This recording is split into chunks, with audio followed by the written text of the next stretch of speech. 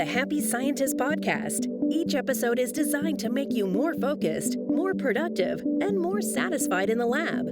You can find us online at bitesizebio.com/happyscientist. Your hosts are Kenneth Vogt, founder of the executive coaching firm Vera Claritas, and Dr. Nick Oswald, PhD, bioscientist, and founder of Bitesize Bio.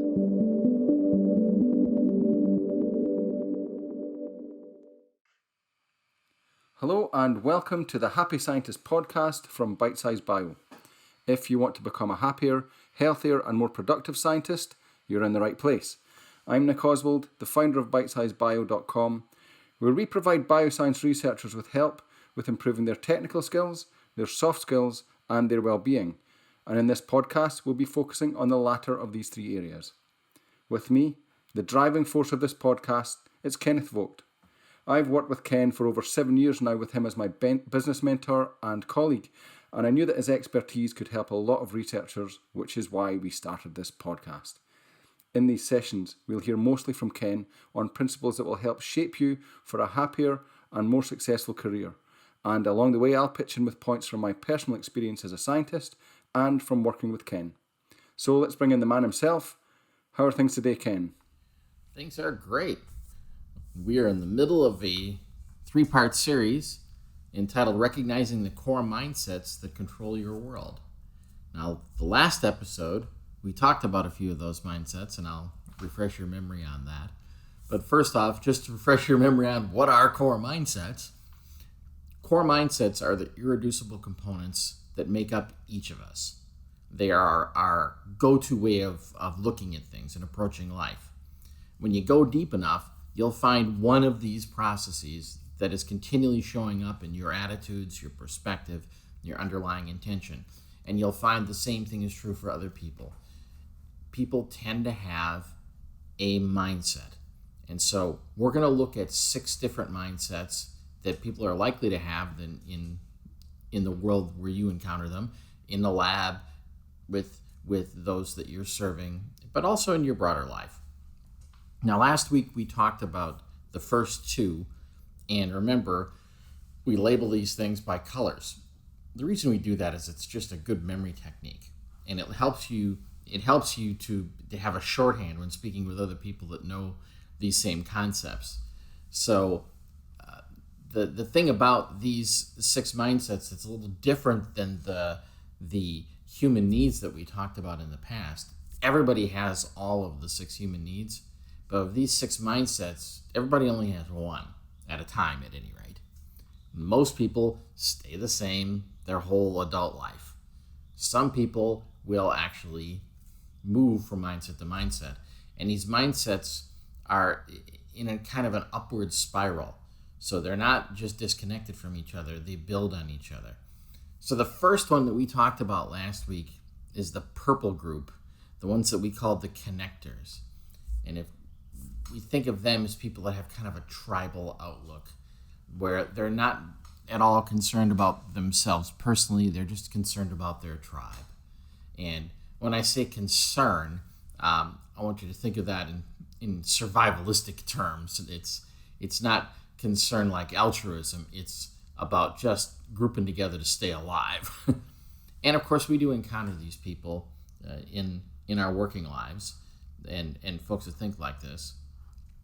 And while this is call it the lowest of the mindsets that we're going to discuss, I want to caution everyone about thinking in terms of this one is better than that one. Because at any given moment, the mindset that someone has, they are absolutely doing the best they can. If they had access to a more advanced mindset, they would grab it in a second. Nobody stays purple because they want to be purple. They're being purple because they feel like it's necessary, like it's the only way for them. And when we encounter folks like that, when we know that that's how they think, that they're just protecting their tribe, well, it gives us some insight into how to deal with them. And now we know, like, all right, well, if I just pay attention to what this person is communicating to me their tribe needs, if I satisfy those needs for them, I'm going to get anything I want from them. So it's it's useful to recognize, and you don't have to be afraid to like, oh no, this person is purple. They're going to be impossible to deal with. No, they're not impossible to deal with. In fact, they're very easy to deal with. You just have to make sure that you protect their tribal interests. That's all.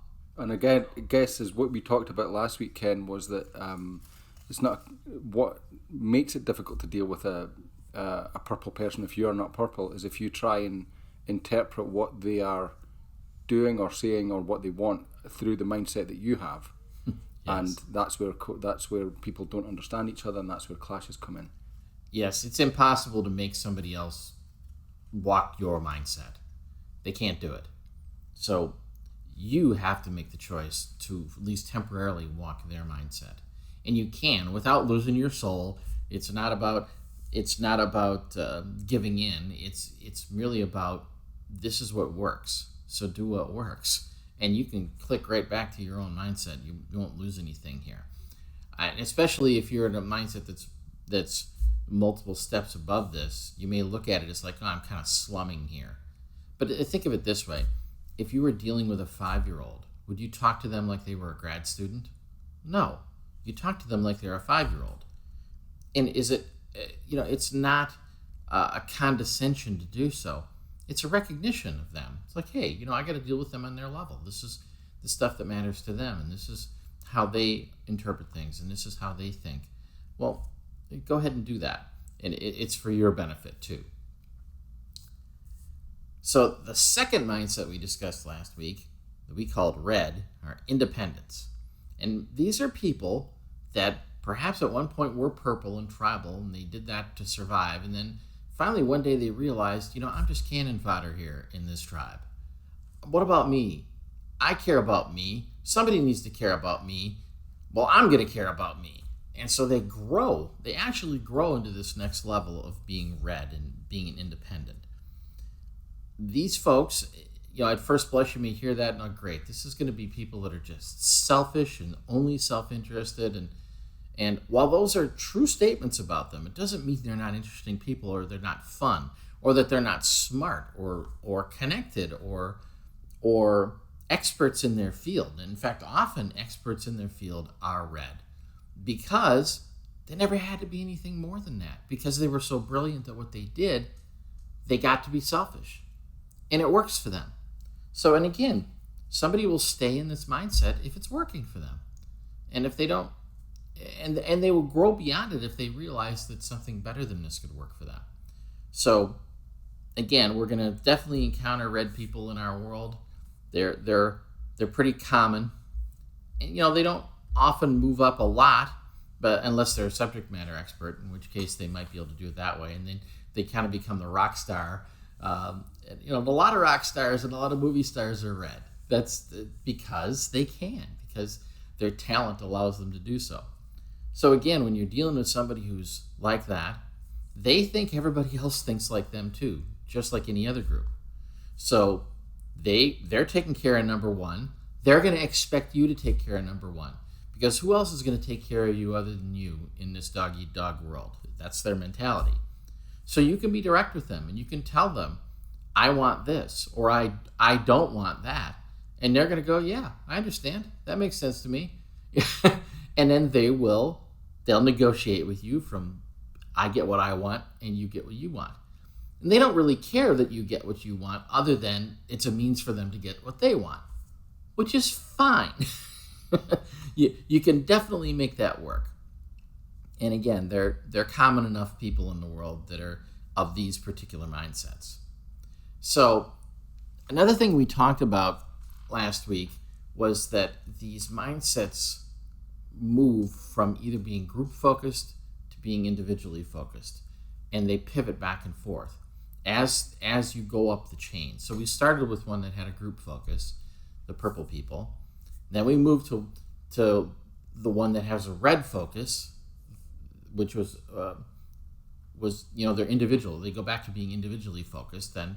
So the growth actually happened when you took that person who was purple and made them be more aware of themselves. That was actually an improvement. You think, well, wait a minute, to go from caring about a group to caring only about yourself, that's an improvement? Yes, when the group didn't care about you as an individual, it's a big improvement. And that's how it is from purple to red. So I left you with a thought last time saying, okay, if you were red, you're all about yourself, you have your personal focus, and you wanted to expand beyond that, and you have a clue knowing that the next group's going to be group focused again. The next mindset is group focused. Well, if I was red and I decided to get more group focused, how would that look? Well, here's how it would look.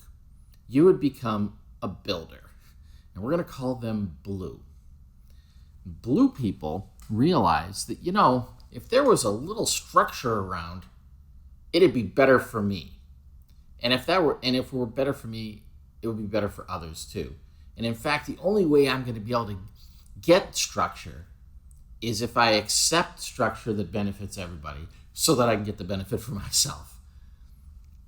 So when somebody flips to blue, they feel like they've taken this moral leap forward. They stop being selfish, and they're starting to care about society. And they become very rules oriented. They like structure. They like bureaucracy.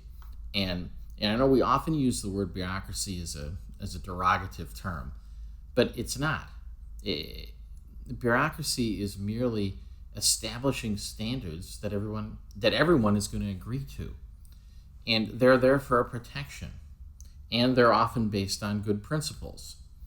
So creating a set of rules has a lot of benefits. And of course, go ahead. I was going to say, in the last episode, we mentioned countries that were a specific color, because that maps as well.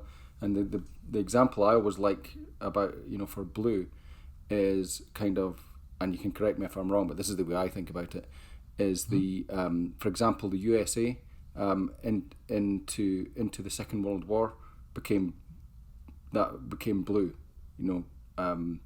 It became more about the society and everybody holding together, or maybe prior to that actually, but especially I guess I was trying to map that on there, but in the UK certainly, into the Second World War, it became very blue. It became everybody binding together rather than people being out for themselves.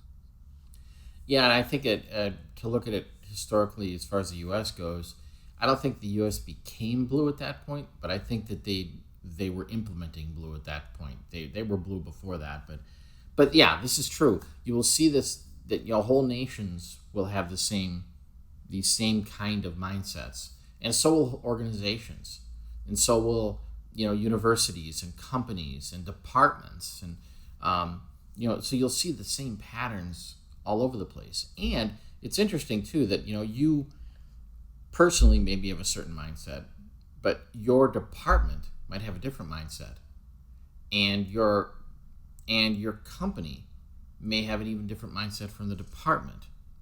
So, and you exist in a community that may have a different mindset yet, and your family might have a different mindset yet. You'll see this showing up all over the place.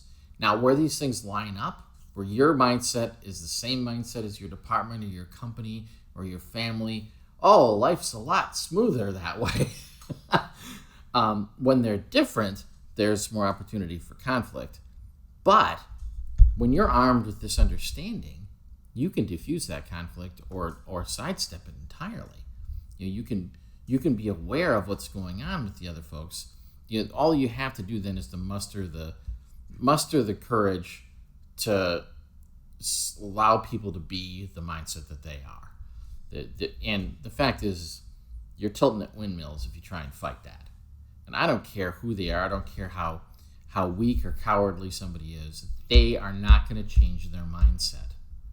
You can bully them, but at some point, their mindset's going to come out, and probably to bite you if a situation's like that. Yeah, because it's not a choice. The mindset is it? It's this mindset. No. It's an awareness. Right, and you that's a good point you're making there. That this is not a choice for most people. And as I mentioned earlier, most people stay this way their whole lives. They're not going to change mindsets. Now, as we discuss these things and as you're examining these things, you may well see yourself in a certain mindset. And then in the discussion of the next mindset, you may see some benefits. And it might open your mind and open your heart that I can move there. I could make that effort. And it's been my observation, people that do that often can move up multiple mindsets. And at every step, every time you move up a mindset, I promise you it's an improvement in your life. And so how about this, Ken? So what the way that I see this, as I've kind of looked at this in my life and people around me and so on, is that it's not always completely clear cut. Like, for example, I think I can recognize people who are kind of blue going on orange, if you like, or red going on blue, and you can see people kind of starting to take on the characteristics of the mindset, but still kind of mostly mired in the last one. Sure. So you could think of these mindsets as being milestones along a continuum, and anybody could be anywhere on that continuum. They could be just barely turning red, or they could be as red as they could possibly be, or they could be red that's starting to turn blue. So you could be anywhere on that continuum. And that is, I agree with you, it can be a point of confusion when you're looking at somebody and going, this person is red, they're selfish, and yet they're the one insisting on all the rules, which sounds blue. Which one are they? Well, what they are is they're red turning blue. So understand that people can be straddling a line between two. Yeah, I think what you won't. So go ahead. I was going to say, I think it's important also to sort of re-emphasize. We did talk about it in the first episode, but to re-emphasize that this is a model, and yes. It's not a perfect model, but the reason it's here in this podcast is that you've researched it and built on it yourself and shared it with me, and we both advocate for this being a remarkably useful model for understanding how people in the world around you are being or behaving, why conflicts happen, and how to resolve them. It's remarkably remarkably effective from a practical standpoint, which is why it's here. It's not an absolute truth. Exactly. This is not the truth with a capital T, is the way I like to put it, but it's a useful and proven model, and it will take care of you 99% of the time, and and there's no downside to it either. It's like you can't really fail with this model, because if you don't understand how somebody's acting and you guess wrong now, well, you're not any worse off than before. Yeah, well, you had no but awareness chances that there might are, be different. Yeah. What's that? Where you had no awareness that there might be a difference between the way that you're looking at it, or less awareness. That's without Exactly. the model. Well, that was me before that model. You kind of thought most people, not that people thought in the same way, but there was no framework for me anyway for trying to figure out why they thought differently. It just seemed very random. But this gives it some sort of order that makes it easier to understand. Yeah, I mean, if people are just a mystery to you, it's going to be really hard to deal with them. And it's like a bad joke between men and women sometimes, that they don't understand each other. But I think often it comes down to one of these mindsets that isn't actually about the difference between men and women. It's about the difference of mindset. Now, one other thing I wanted to go back to that you had mentioned, like, hey, if I can't tell, are they red or are they blue? It's because they're probably somewhere split in the middle. What you won't have is people that are multiple colors apart. You won't have somebody that is both purple and blue. They're either purple or they're blue. They can't span that because they're not next to each other. So when you start thinking that way, then you realize, okay, I can get more clarity if I pick a spot here, and which one are they more like? Because again, when you jump two like that, they're both like purple and blue. They're both group focused, and they have a lot of similarities, and they're both concerned about a group. One in a tribal sense and the other in a structured sense. But when you realize that, then you realize there's a big difference between somebody that is part of a gang and somebody that is part of a military unit. Gang, that's purple. Military unit, that's blue. Just to give you a way to think about it. So here you are. You've developed all this structure. There's a bunch of rules that everybody's supposed to follow. It's beneficial to everybody. Sounds great. If you're going to grow beyond that, and okay, that means I'm going to have to start taking a personal focus again. What happens to somebody who takes a personal focus who is trying to grow beyond blue? Well, they realize, all these rules make for a lot of red tape. And they make for a lot of bureaucracy in the negative sense, not the positive sense. And it's not always good, and it's not always good for me. Sometimes these rules are in my way. I would do better work. I would accomplish more. I'd be more effective if I could cut this red tape. Well, that takes you into a new category that we'll call the thinker. And we're going to call them orange. Now, orange people, they are ambitious. They want to get things done. They want to accomplish things. They're not just about being noticed. They want to make a splash. They want to make a difference in moving things forward. And they're excited about possibilities.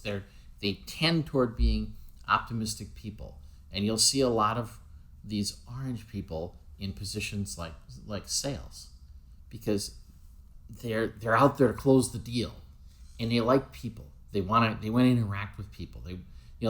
It's still about them though. They want to interact with people for their benefit. Now that is, again, it's just a certain selfishness in that reminds you of red, but it's because they both have that personal focus going on. But an orange person is going to be much more interested in accomplishment. A red person just wants what they want, but an orange person wants to make a difference and wants to make a splash and wants to be noticed. And, it comes back to those human needs. They really, really like significance.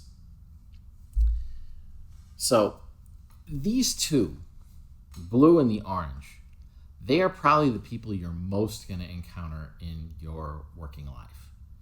Because of the profession you've chosen. There's a lot of structure in your profession. It's necessary because there's a lot to it. There's a lot of data. There's a lot of information. There's expensive equipment. There's all this stuff that requires structure for it to be functional. But you also have your high flyers that are trying to break out of the mold and trying to be innovative and trying to take things to the next level. And those are your orange people. And so you're going to encounter both of those. There's probably plenty of orange people in your lab and plenty of blue people in your lab. And you can look at it and see the difference and realize, how do I deal with blue versus orange? What's the difference in how I deal with a blue person versus an orange person, even if they're in the same job? And you'll see that when it's a blue person, if you talk to them about how this is beneficial for them personally and how they'll look good, they're not going to care that much. I mean, they're going to be more about, I just want to do it right, Whereas an orange person, oh boy, does that matter. I want to look good. Whereas if you talk about, hey, look, we got to cross all the T's and dot all the I's. You got to make sure you got all your reports in and all your forms filled out right. And that orange person is going, man, I could actually get something done around here if it wasn't for people like you. So we can start to use the language of the individual that we're dealing with, and we can start to care about the things that matter to them when we're dealing with them. That is a choice we can make. I don't care what you are. So imagine, again, if you're looking at this and you're going, you know what? As you talked about blue, I went, yeah, that is me. That is definitely me. I like there being some structure. I like there being some rules that I can count on. I like that we all have to abide by the same authority, and you could look at that and say, okay, this is me. But now that you're telling me about orange people, yeah, I know some of them. I work with some of them. Well, just because you're not orange doesn't mean you can't understand orange. And this has been an observation I've made in my consulting work. Wherever somebody is, they definitely understand their mindset, their own mindset. And they probably understand the mindset that is before theirs. And if there are multiple mindsets before theirs, they'll probably be able to grasp them all. And they will understand, to at least to a certain extent, the mindset that is one step beyond them, but they'll get it. They'll have a notion of how it works. So you got to use that. Make the point, make the effort to understand as many of the mindsets as you can. So if you're blue, bother to understand the orange mindset. I'm not telling you should become orange, but it's useful because you're going to encounter orange people. They're going to be around and they're going to impact your world. And it is to your benefit, and it is to the benefit of your group that you at least placate the orange people, but probably better yet that you learn to work with them. An interesting point that just occurred to me about feeling like you have the moral high ground, right? Say you're a blue person who is, it's all about the team. I'm about this lab. I'm about this lab going places, or this institute going places, or I'm about science going places and curing things and so on. And you identify that there's the orange person in your lab who is, doesn't care for the rules. It wants the glory for themselves, if they like, is in it for their own glory, if you like, and really wants to work hard for that. It'd be quite easy to be moralistic about that, and and judge that. What do you think? What do you think? Oh, that's completely right. Because again, if you are personally blue, you see the value of blue. It rings to you, and so anybody in another group is going to look out of sync to you to a certain extent. We're all going to choose the moral high ground wherever we think it is. So for some of us, that is blue. And so we're going to be a little suspicious of the orange people, and we're definitely suspicious of the red people. And the purple people, we just kind of pity. It's just so. But yeah, you gotta look past any moral assessment about this and just see this. It's a practical assessment. And I guess this is a good way to kind of explain why you shouldn't.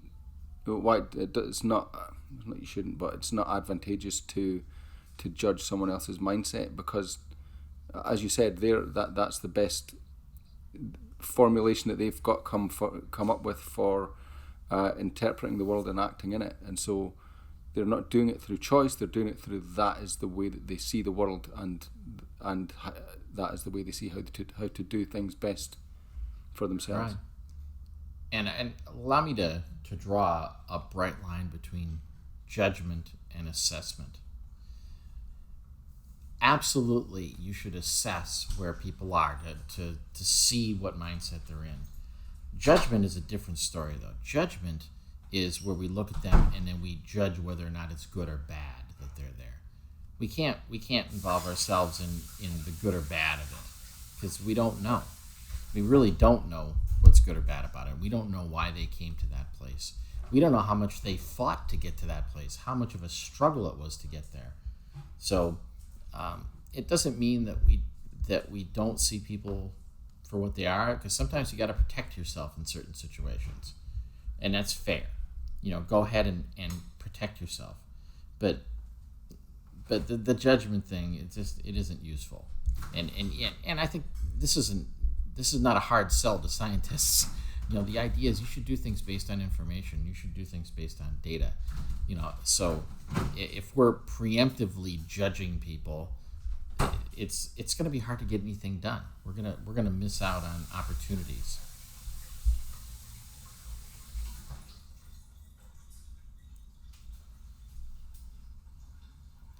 So another thing we may consider about this is, let's say that you're orange and you're now looking at all the blue people around you and thinking, I have risen above.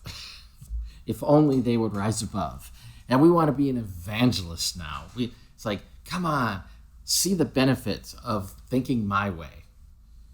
You're going to spend a lot of effort for little gain. I'm not saying you can't be effective in I will say it again, evangelizing for your mindset, especially if it's to people that would be a matter of growth for them. But mostly it's not going to work. And if you're orange, you can understand blue. You may not like it. You may be frustrated by it. But cut these folks some slack. They are doing what they can. And they may not like it that much either. They just see its value. So don't forget its value. We can do that all the way down the line. Now, if you're an orange person and you're dealing with somebody who's purple, you might feel so disconnected from them. You do have to make more of an effort because it's a stretch, but it's not outside of your understanding. It's definitely something you can grasp. And to my mind, whatever mindset you're at, you have the obligation to bother to understand the mindsets of the people who have not yet reached that level. And you ought to make the effort to understand the mindset of people that are at a level beyond you. And have a little humility about it too. Like, you know what? I don't get it, but I understand there is a mindset above this. I don't understand it entirely, but I know it's there. And I don't care what mindset you're at. Even if when we get to the sixth one of the ones we're talking about, there's a mindset above that too. It's just you don't encounter it very often, so that's why we won't be discussing it here. But the whole idea of this is, one, to understand yourself, to understand your own mindset, understand what makes it work for you, and then to use that same knowledge to look at other people and figure out what is it that's making them tick. What is motivating these folks? What is holding these folks back? It opens your eyes to all kinds of things, because otherwise it's just a chaotic world, and you see people as troublemakers, and for the most part they're not. They just see the world in a different way. Yeah, I would say even one step back from that, if this is completely new to, this will be a lot new to a lot of people, this sort of idea, is to take a step back and just get a feel for those. What is the difference between even these first four mindset? Or again, as you said, Ken, it's really, really red, blue, and orange people that you will mostly meet. You won't really very often meet purple people in day-to-day life. Get a feel for what are the differences those things are, and again, you can go in those mindsets. And again, you could go to this podcast episode show notes, and you will find a graphic that lays out the whole categorization that Ken is describing here. You can find that at bitesizebio.com/podcasts. And I would encourage you to, as a person who this is relatively new to, is to get a feel for those mindsets, as I said, and then start looking at yourself and other people and just seeing how it applies, if it applies, seeing if you can see this pattern in the people around you. And that's the way I applied it. You've got to be a scientist. You take this as a theory, and then you see whether it plays out in your own world as you see it. And for me, Ken laid this out to me. I had to look around and went, actually, this kind of works in a lot of circumstances. And the more I got to understand those categorizations, and the more I tried to apply them, the more useful I found it, because the more I found that it mapped to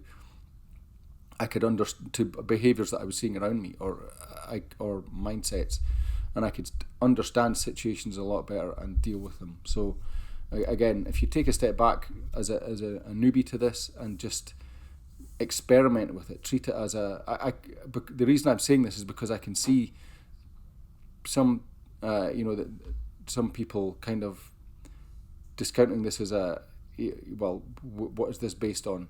Just take it as a theory that you can test in your own life in an experimental way and see if it works for you. Is the way, and that will be the same for a lot of the concepts that Ken puts forward here. They're models that you can test to see whether they work in your life. Sure. You can probably hear that very red cat in the background here meowing at me. This is the thing you could do. You can look at situations in your world, and you can look at things in the past too. So look at conflicts and failures in the past and say, okay, if I were to look at the players involved here and say, what mindset are each of them at this time? You may find that revelations come to you. It's like, this is why this all came apart. This is where all the stresses were. This is where all the miscommunication happened. And at the beginning of this, I gave you the name of 3 PhD scientists who came up with a basis for these theories. But I completely agree with what Nick said. You know what? Who cares about them? Do your own study. Find out for yourself that this works. Because I am a computer scientist personally. I'm not a biologist. I've learned a great deal from working with bioscientists, though, over these last several years. And I've learned some things about how you all think. And I think there's really something to be said for that. His data is interesting, but my data is really interesting. So, make use of that bias that you have to for your own benefit here in how we look at these things. Now, there are still 2 more mindsets we're going to discuss. We're going to discuss that in the next podcast. And again, I will leave you with that teaser. Remember, we stopped at orange. So here is this orange person who has got a personal focus. Well, what if they turn the focus back toward the group? What would they become? So that's what we'll discuss when we get back to next week. Now, I know we hit blue and orange. They are absolutely the center. But the one that comes next is also going to be a very interesting one to you. And I think you're going to recognize some wonderful people, some great people, some of the most important people in your world are the next level we'll talk about next week. So that's it for Core Mindsets for today. Okay, and again, as I said, if you want to see the summary of how the course mindsets are mapped out, then go to bitesizebio.com/podcasts, find the Happy Scientist podcast page, and I believe we're on episode 5. So go to go to episode 5, and you'll find the link to that graphic in the show notes. And we will also be discussing these concepts and others in the Happy Scientist Club Facebook page, which you can find at facebook.com/the Happy Scientist Club. Just ask us to join, and we will let you in there, and there will be all sorts of other stuff going on in there that I think you'll find interesting. All right, excellent. So I think we'll wrap up for today, and we will see you next time for the last 2 of the core mindsets. Until next time. All right, thanks everybody. Bye.